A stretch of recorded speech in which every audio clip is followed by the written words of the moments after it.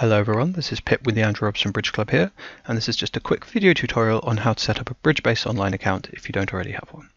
So first open up your browser and go to the search bar at the top and type in bridgebase.com and hit enter.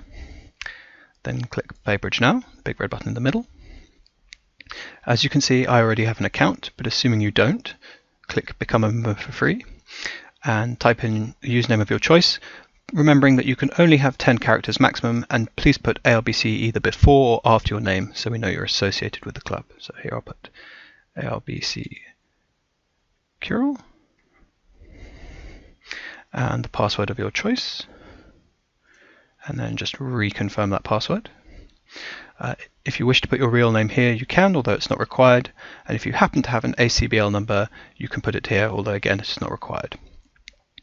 Set the skill of your choice. I will choose Expert, and then your country of origin, I will choose Great Britain. Agree to the terms of service. Feel free to read this, but I'm just going to click this little box, I agree, and then register the account. So take you back to the screen, ALBC Curel.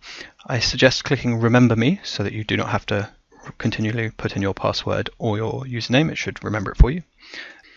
So once you've logged in, to find the rooms which we'll be playing in, Player Watch Bridge and click on Casual, and then find your own games, all public and private clubs. Now we're hoping to get our own club, but in the meantime simply scroll down until you find University Bridge Club, click on that, and then the tables will be here. This tab is Open Tables and Full Tables here.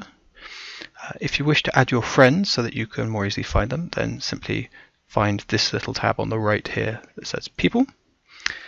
And then down here in this little box, Add Friends, and type your friend's username. You will have to find out what that is, but type it in the box. And then Add. And then every time that friend comes online, click on this tab here, People, and it will show you where they are.